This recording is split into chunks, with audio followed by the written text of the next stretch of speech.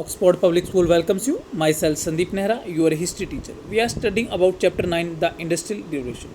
Our next topic is features of the revolution. Industrial revolution की features आपको क्या है करनी है।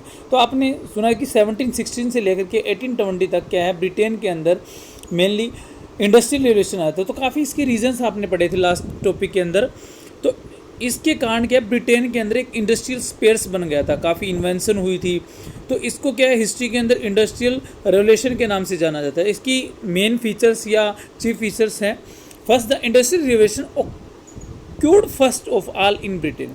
सबसे पहले तो इंडस्ट्रियल रेवोल्यूशन क्या है, कहाँ हुई थी, ब्रिटेन में हुई थी 1760 से लेकर के 1820 तक। 1820 के बाद वर्ल्ड के काफ़ी कंट्री में धीरे धीरे इसको बढ़ावा मिला। उसके बाद यूएसए है, फ्रांस है, स्पेन है, जापान है, काफ़ी कंट्री के अंदर क्या है हम ये कह सकते हैं कि इंडस्ट्रियलाइजेशन बढ़ा था। और यहाँ पर इंडस्ट्री जो फर्स्ट की अगर बात करें तो फर्स्ट इंडस्ट्रियल रेवोल्यूशन सिर्फ ब्रिटेन में हुई थी। सेकंड जो फेज़ के अंदर है यानी सेकंड इंडस्ट्रियल रेवोल्यूशन उनके अंदर हुई है।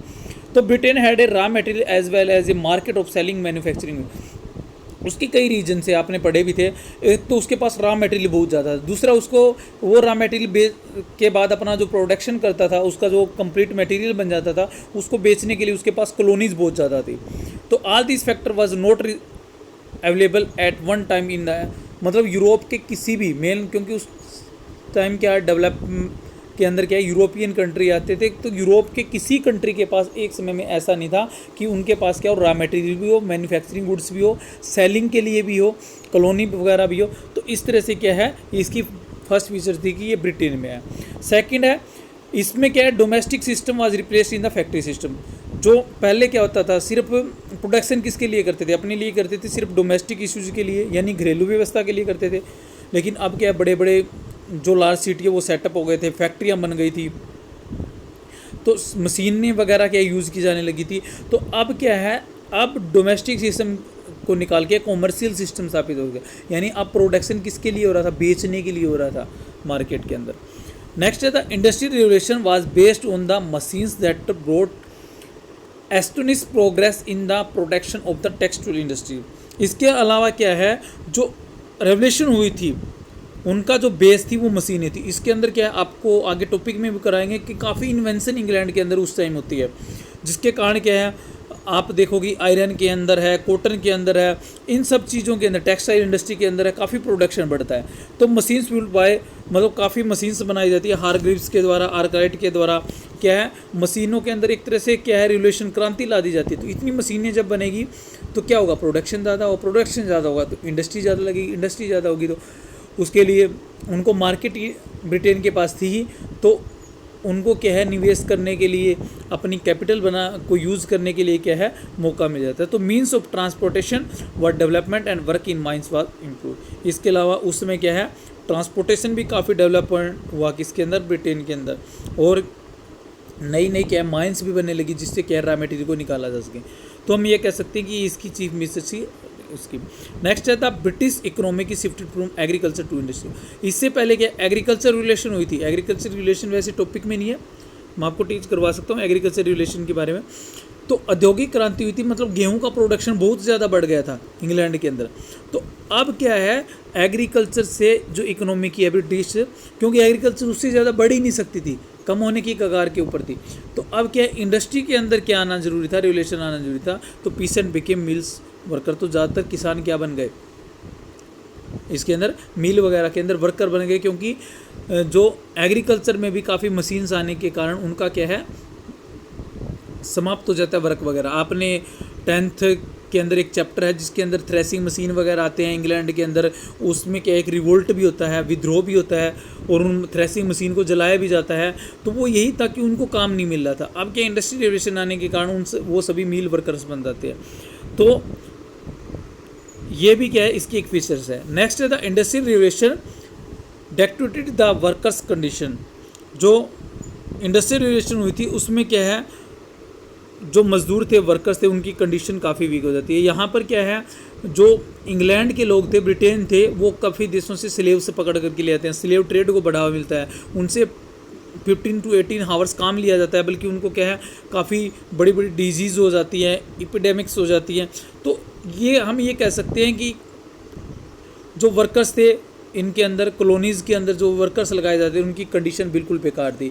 वो एक स्लेव की तरह काम कर रहे थे, जिनको पैसा सिर्फ नामात्र का मिल रहा था, सिर्फ भरपेट भोजन भी, खाना भी प्रोवाइड मुश्किल से करवाया जा रहा था। तो ये इसकी फीचर्स थी इस टाइम जो क्या है इंग्लैंड के अंदर जो इंडस्ट्रियल रिवोल्यूशन आई थी उसकी फीचर है। नेक्स्ट है इसके क्या कॉन्सिक्वेंसेस निकले, क्या परिणाम निकले। एक तो due to the industrial revolution cottage industry was replaced in the factories.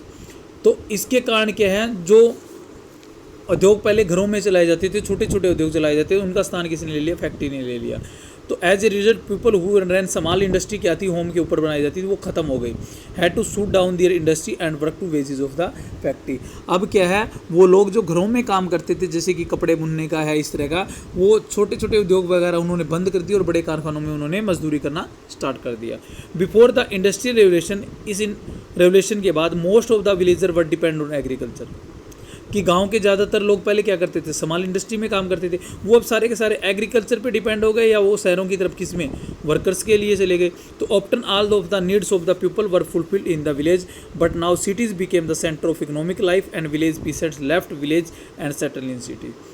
तो वो लोग क्या है अपनी आवश्यकताओं को पूरा करने के लिए या तो गांव पर पूरी तरह निर्भर थे, या क्या है जो नगर क्या है अब क्या सिटीज़ जो इकोनॉमिक लाइफ का क्या एक सेंटर बन चुके थे, गांव के जो पीसेंट है वो जगह छोड़ करके वहाँ पर जाने लगे। तो जो ज़्यादातर पॉपुलेशन थी उनका लैंड से किसी तरह का कॉन्सर्न यानी संबंध अब नहीं रहा था। नेक्स्ट है rise of population in cities created of the problem, housing है, हेल्थ है, सैनिटेशन है।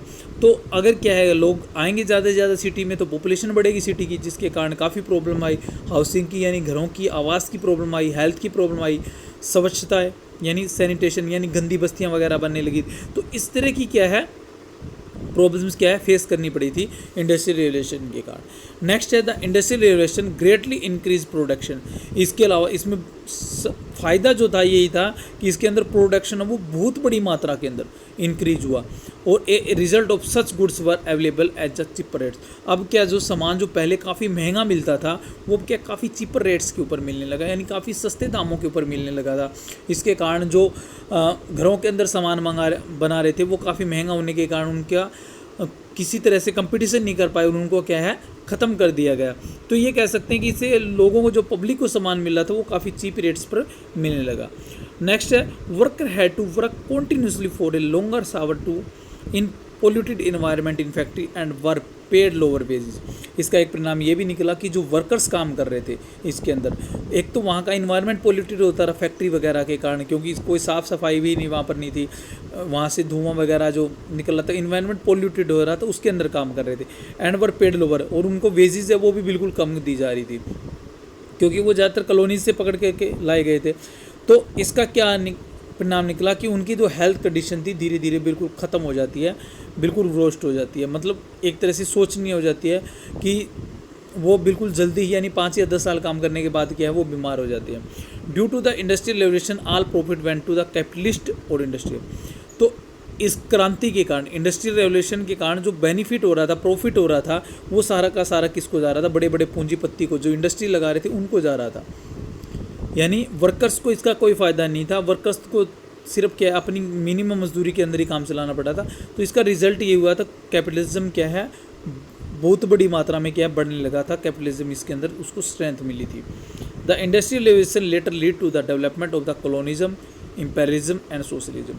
तो इसके कारण क्या है वर्ल्ड के अंदर कॉलोनिज्म बढ़ करके है, यानी अब ब्रिटेन क्या है, ब्रिटेन को ज़्यादा से ज़्यादा कॉलोनी चाहिए थी अपना सामान बेचने के लिए, वे वहाँ से रॉ मटेरियल लाने के लिए, वहाँ से क्या है वर्कर्स को पकड़ करके लाने के लिए, जो चीप वेजेस के ऊपर यानी कम मजदूरी के लो वेजेस के ऊपर क्या है काम कर सकते हैं। इसके अलावा इम्पेरियलिज्म को भी बढ़ा था वहाँ पर, साम्राज्यवाद यानी धीरे धीरे वो दूसरे देशों को गुलाम बनाने लगे थे, और सोशलिज्म भी आया कुछ कंट्री के अंदर, यानी कैपिटलिज्म के अगेंस्ट हो चुके थे। रसिया वगैरह है वहाँ पर सोशलिज्म के लिए है, या काफ़ी बुक्स लिखी जाने लगी जैसे कार्ल मार्क्स के द्वारा दास कैपिटल वगैरह है। तो इस तरह के व्यूज़ भी लोगों के अंदर आने लगे थे।